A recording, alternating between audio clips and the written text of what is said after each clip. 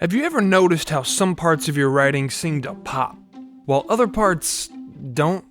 Well, you can improve those dull sentences if you think about how you structure them. There are two voices in writing, active and passive. In the active voice, the subject of a sentence acts, like Neil Armstrong walked on the moon. The active voice is direct, clear, and easy to read. With the passive voice, the subject is acted upon, like the moon was walked on by Neil Armstrong. Although the passive voice is still grammatically correct, it typically doesn't carry the same energy or clarity as the active voice. For starters, its structure can feel clumsy and unnatural, which makes your writing harder to read. It also tends to use more words than the active voice. Over the course of a document, all those extra words can make your writing drag. Here's how to spot the passive voice. Look for phrases like was visited, has been cleaned, or will be built. Each one has a to be verb, like was, has been, or will be.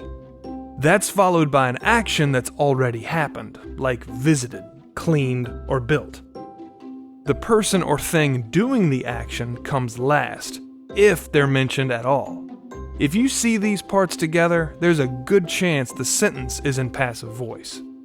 Overall, we recommend using the active voice more often than the passive. This will help keep your writing snappy and efficient. Here's how to change a sentence from passive to active. In this example, Jacob is our subject and tossed is the verb. Just move Jacob to the beginning of the sentence, cut out unnecessary words, and rearrange a few others. Now, the money was tossed into the air by Jacob becomes Jacob tossed the money into the air. The delivery is briefer, clearer, and more immediate. Although active voice is incredibly useful, the passive voice is occasionally the better choice.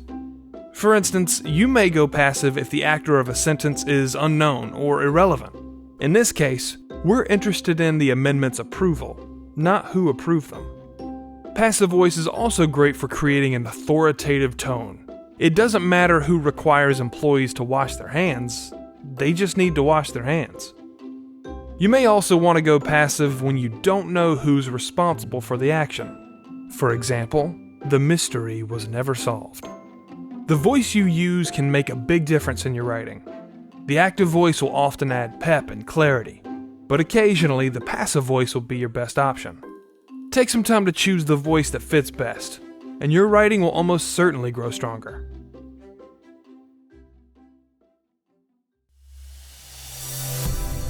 GCF Global, creating opportunities for a better life.